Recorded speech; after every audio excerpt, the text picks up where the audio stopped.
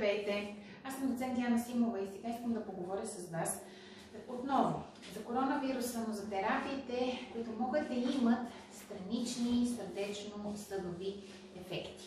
Много актуална тема, валидна както за пациенти, така и за лекари. И така, да започнем с антималарийните препарати хлорохин и хидроксихлорофин, неговата производна. Те се използват близо 80 години като антималарийни препарати, въпреки че хидроксихлорохина в голяма част от света се използва и като антиревматично средство срещу системен лупус еритематозис. Те, освен това, притежават и антивирусни свойства инвитро.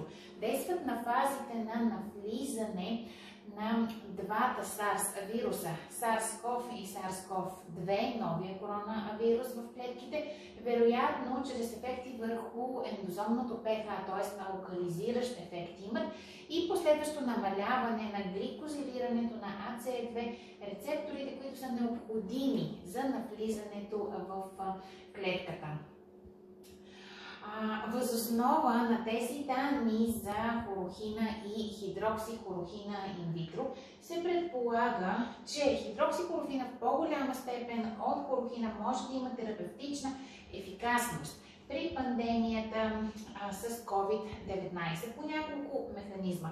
Първият е предотвратяване на SARS инфекцията чрез инхибиране на ACE2 медиираното вирусно навлизане в клетката, т.е. преинфекциозна профилактика. И второто е отслабване на следвирусната цитокинова буря, наблюдавана при тежките случаи на COVID-19 чрез множество имуномодулиращи механизми, т.е. в този случай лечение. Както профилактика, така и лечение. Но, колеги, не бива да забравяме, че профилите на безопасност на хлорохин и хидроксихлорофин по принцип са сравнително благоприятни. И двата медикамента обаче блокират един калиев канал HER2 и могат потенциално да удължат коригирания QT интервал. И при рискови индивиди тези така наречени HER блокери могат да предизвикат торсат де Пуант, аритмията и внезапна сърдечна смърт, особено при хронична употреба в високи дози. Виждате пример за удължен QT интервал. С теоретичната възможност една значителна част от световното население да получи хидроксихлорофин като първа линия на профилактика и основно на лечение, включително и приблизително тези 3 милиона индивиди, които имат вроден дълъг QT интервал, броят на медиираните с хидроксихлорохин внезапна сърдечна смърт може значително да се увеличи, освен ако не се въведе подходящ протокол за наблюдение на коригирания QT интервал. В случай виждате един пациент с дълъг QT интервал, който развива камерна тахикардия, развиваща се след това в торсат де Пуант. Освен това, този риск от торсат де Пуант и внезапна сърдечна смърт може да бъде допълнително увеличен, ако антималарийните препарати се използват в комбинация с други препарати с торсадогенен или удължаващ QT интервал, които също се използват за лечение на COVID-19, като например азитромицин или комбинацията лопинавир-ритонавир. В тази таблица са представени ефектите върху SARS-CoV-2, върху COVID-19 на отделните медикаменти, риска от торсат де Пуант, докладваните случаи на камерна тахикардия, камерно омъждение, лонг-QT синдром и докладвани случаи на сърдечен арест. Виждате, че инвитро ефекти върху SARS-CoV-2 имат и хлорохин, и хидроксихлорофин. Не са известни такива за лопиритонавир комбинацията и за азитромицин.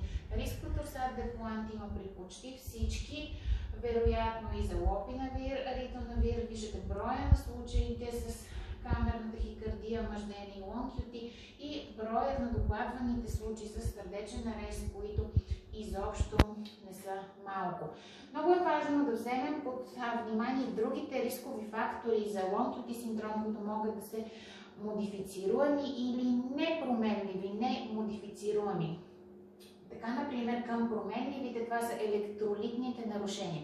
Особено в хода на вирусна инфекция с COVID-19, те трябва да бъдат коригирани. Това са хипонатриемията, хипокалиемията, хипокалциемията.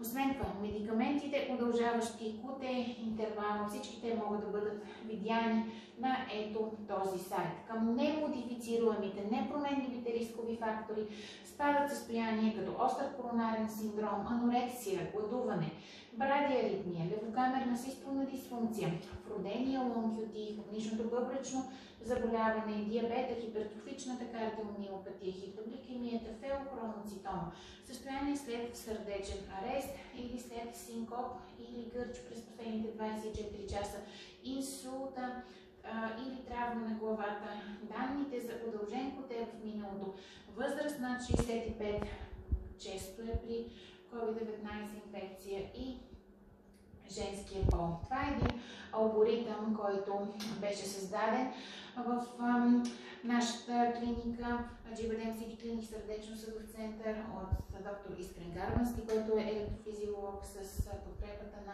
професор Иво Петров и моето участие за пациенти с инфекция с COVID-19, които ще се лекуват с определени антивирусни медикаменти. Виждате, започваме с това какъв е базовия QT интервал. Ако е нормален, може да се почне комбинираната терапия с хорохин, хидроксихлорофин и с азитромицин. След 2 до 4 дни да се проследи ЕКГ-то за QT интервала и съответно, ако то е останало нормално, терапията продължава. Ако обаче се е увеличило над нормата или с повече от 60 милисекунди, трябва да проверим потенциалните модифицируеми рискови фактори, други медикаменти, отново да видим QT интервала и ако той се е намалил, продължаваме терапията. Ако обаче не, минаваме само на единият, на антималарийният медикамент или преминаваме на алтернативна терапия.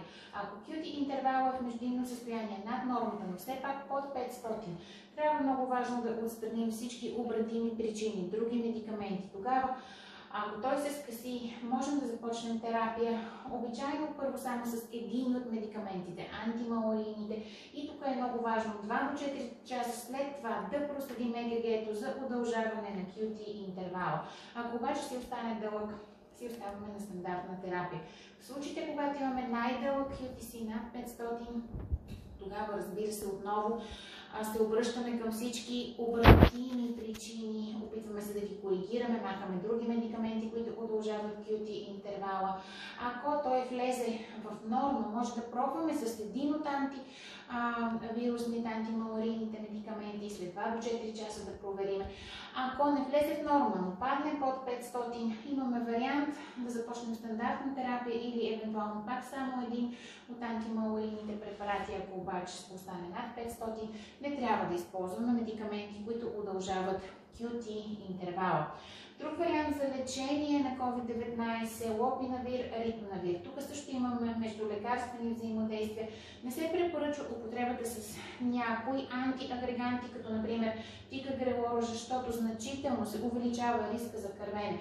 С други антиагреганти, като клопидогрел, значително се намалява антитромбоцитната ефективност и се препоръчва употреба единствено с празогрел. Отново за лопинавир, комбинацията с ритонавир поради междулекарствени взаимодействия не се препоръчва едновременно употреба с някои статини, като лова и симвастатин. Може да се използват аторва и розовастатин, но във възможно най-малките дози.